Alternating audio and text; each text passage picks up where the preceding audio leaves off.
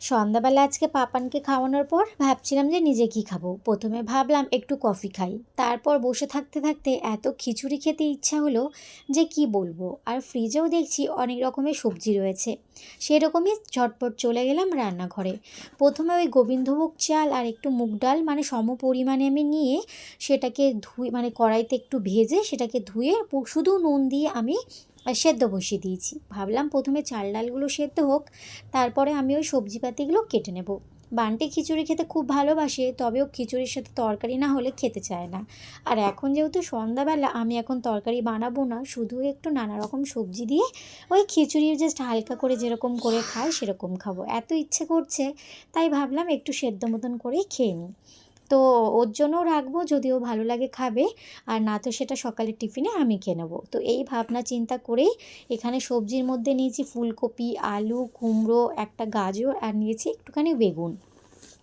বেগুনটা অনেকটা বড়, তাই এটা একদম অল্প পরিমাণ নিলাম। এইটা তো কালকে মেথি শাক আছে মানে ফ্রিজে রাখা, তো এই মেথি শাকটা বেগুন দিয়ে রান্না করব বলে কিছুটা রেখে দিলাম। এমনিতেও আমি এতটা বেগুন দিতাম না, আমি একদম অল্প অল্প সবজি নিয়ে তরকারি মানে খিচুড়িটা রান্না করছি। সবজিগুলো ভালো করে কেটে ধুয়ে নিয়েছি, তারপর কড়াইতে সর্ষের তেল দিয়ে আমি কী করলাম, সবজিগুলোকে সব ভেজে নিয়েছি। মাঝে চলে এসছে পাপান, এসে আমার কোলে উঠে বসে রয়েছে। কড়াইতে তারপর পাঁচফোড়ন, তেজপাতা, শুকনো লঙ্কা দিয়ে মানে ফোড়নটাকে ভেজে তারপর তাতে দিয়েছিলাম ওই গ্রেট করে রাখা আদাটার বাটি নিয়ে গ্রেট করে রেখেছিলাম। তারপর তাতে নুন, হলুদ গুঁড়ো, জিরে গুঁড়ো, ধনে গুঁড়ো, একটুখানি নারকেল ছিল ফ্রিজে, সেটাও দিয়ে দিয়েছিলাম। সব কিছু দিয়ে ভালো করে কষিয়ে সবজিগুলোকে দিয়ে ভালো করে কষিয়ে সেদ্ধ করে রাখা চাল ডাল দিয়ে দিয়েছি। ব্যাস, এবার মিশিয়ে নিলেই তৈরি হয়ে যাবে একদম গরম গরম নিরামিষ খিচুড়ি। আর নামানোর আগে দিয়েছিলাম একটুখানি মিষ্টি আর একটু দিয়েছিলাম ঘি।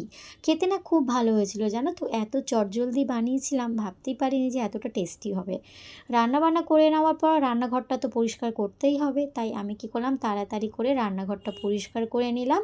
আর রান্নাঘর না পরিষ্কার করে রাখলে না আমার একদমই ভালো লাগে না। বাসনপত্রগুলো রয়েছে সেগুলো পরে মাজবো, চলো তার আগে একটুখানি খিচুড়িটা খেয়ে নিই। আর খিচুড়িটা ঘরে নিয়ে এসেছি, পাপান তো মুখেই দেয়নি, ও না এইসব খেতে পছন্দ করে না, ও ভাবে কি সব কিছু ঝাল। তো এই যে এখানে খেয়ে দেখছি দারুণ হয়েছে খিচুড়িটা খেতে।